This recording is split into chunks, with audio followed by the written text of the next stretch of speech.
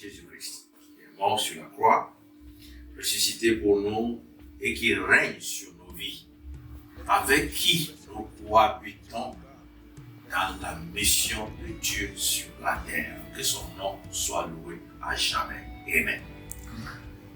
Bien-aimés, chers missionnaires, bienvenue à cette dévotion hebdomadaire de IPA. Nous sommes le 26 février 2023. Le thème retenu est embrasser la sagesse de Dieu. Embrasser la sagesse de Dieu. Il est tiré dans 1 Corinthiens, chapitre 1, verset 20 au verset 21. Alléluia. Bien-aimés, vous savez, nous nous efforçons d'acquérir des connaissances. Ce n'est pas mal du tout, c'est bien. Il est encouragé. Sur cette base, nous avons l'impression d'être sages dans notre société.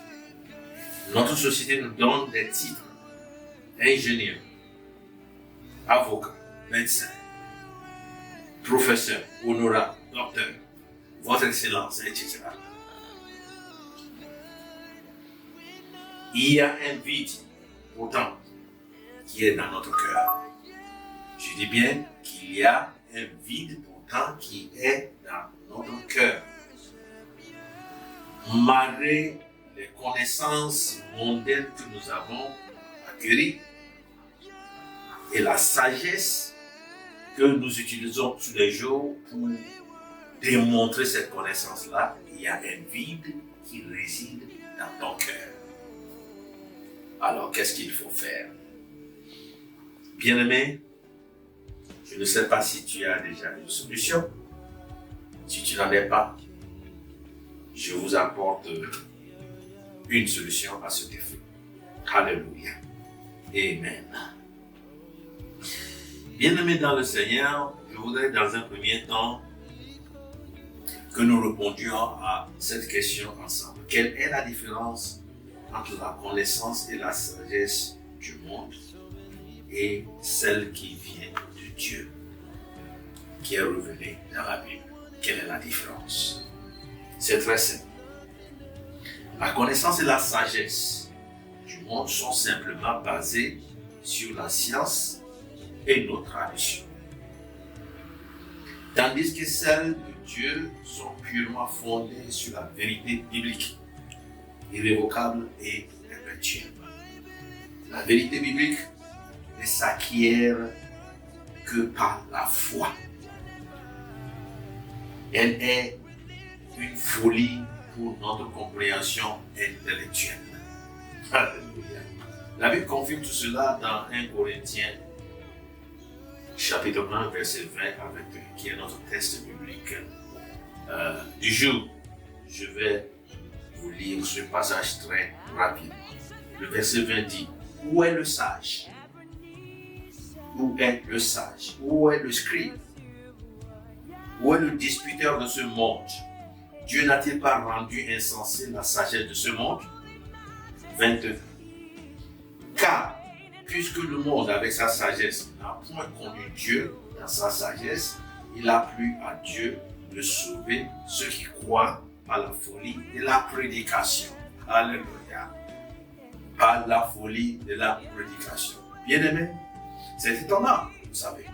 Cela veut dire tout simplement que les mots qui sortent de ma bouche, la prédication que je livre actuellement, pour beaucoup d'intellectuels qui sont restés collés à leur connaissance et à la sagesse que cela produise, ce que je dis tout de suite est une folie pour eux. Ok? C'est une folie pour eux. Pourquoi? Parce que ce n'est pas compatible. Ce n'est pas compatible. Justement, c'est le problème que nous avons et que nous devons gérer au mieux. Alléluia.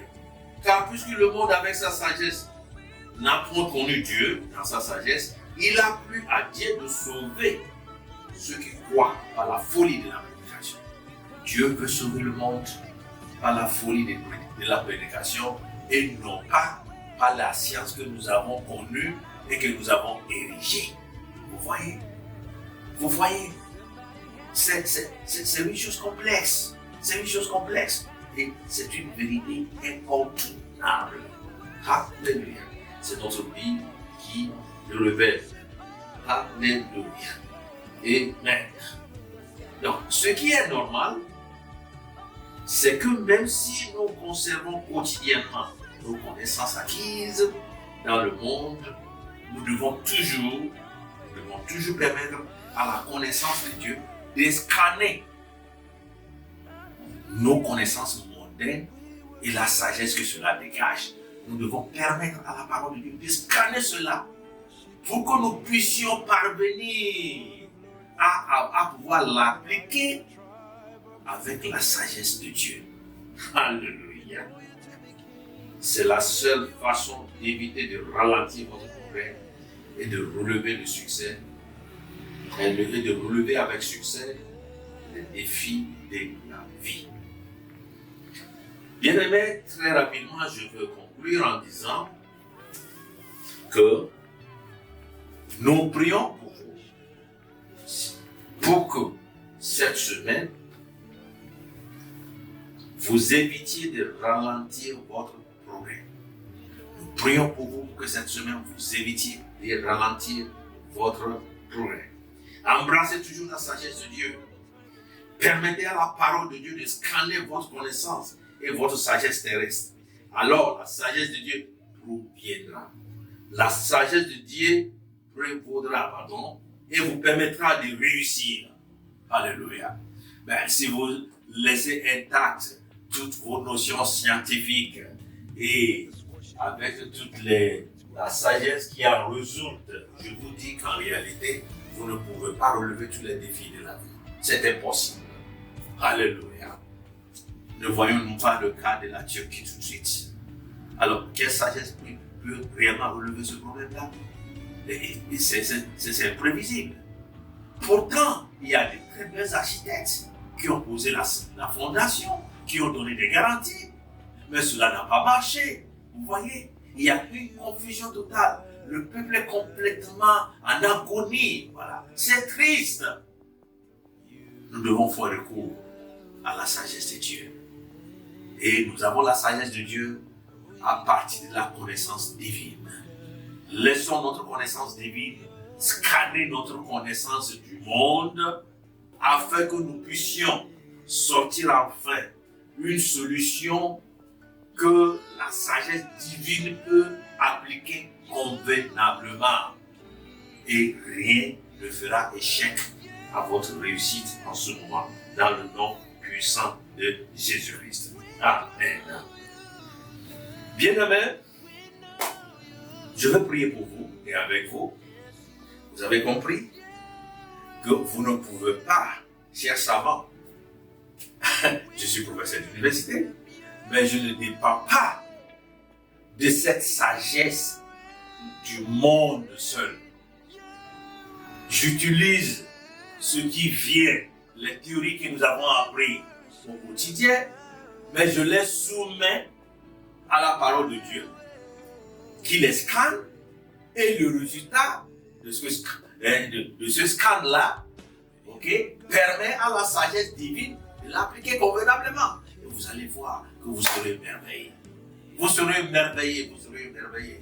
Je prie pour vous partout où vous soyez, que vous allez démarrer cette semaine avec la sagesse de Dieu. Vous allez embrasser la sagesse de Dieu pour pouvoir surmonter toutes vos difficultés. Car Dieu seul, dans son éternité, peut vous aider à surmonter toutes vos difficultés. Dans le nom puissant de Jésus, Papa, libère le cœur d'un savant, libère le cœur d'un docteur, libère le cœur d'un professeur, d'un avocat, d'un architecte, partout où ils sont, qu'ils écoutent ma voix, Seigneur. Libère le cœur, faire en sorte qu'ils puissent comprendre que tout ce qu'ils connaissent ne suffise pas pour pouvoir vivre honnêtement dans la vision de Dieu sur cette terre. Nous devons les soumettre à la parole de Dieu qui les nettoie et qui nous donne en fin de compte, Seigneur, la sagesse de Dieu pour pouvoir appliquer, prendre des décisions qui conviennent. Papa, merci pour cette semaine.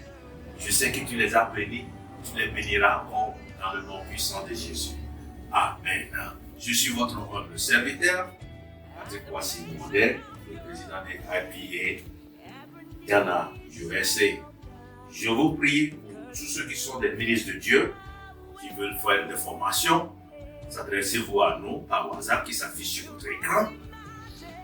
Et nous allons vous donner des instructions à suivre. Et bien, si vous avez des questions, des témoignages à nous donner, faites-le parvenir par le même numéro de WhatsApp. Et nous avons également aussi notre email sur l'écran. Si cela vous plaît, acheminez vos informations par email. Nous vous prions de bien vouloir vous abonner à nos vidéos d'enseignement sur notre compte YouTube. Il suffit de taper Professeur Patrick Kwasi-Modèle et vous pouvez vous souscrire très facilement et on vous fera parvenir à tout moment les messages de Dieu qui sortent, qui peuvent vous transformer, qui peuvent faire en sorte que vous puissiez relever tous les défis de l'heure. N'hésitez pas et vous serez bénis dans le nom puissant de Jésus. Et si vous êtes humble de cœur et vous voulez justement soutenir cette mission dans ses œuvres, eh bien, vous avez notre flouze qui est affiché sur l'écran. Et vous pouvez nous contacter pour d'autres moyens d'envoi d'argent sur notre compte. Dieu vous bénira certainement. Vous n'allez pas le regretter. Je vous dis bonsoir, bonne journée et à la semaine prochaine. Bye bye.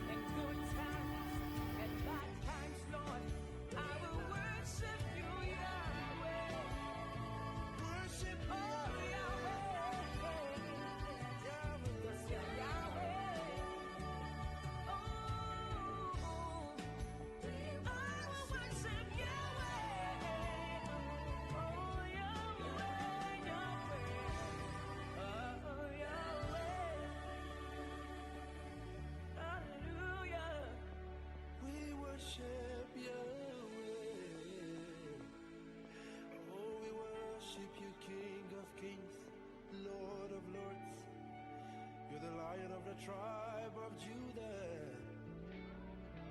we know you to be king, we hail you as a king, yeah.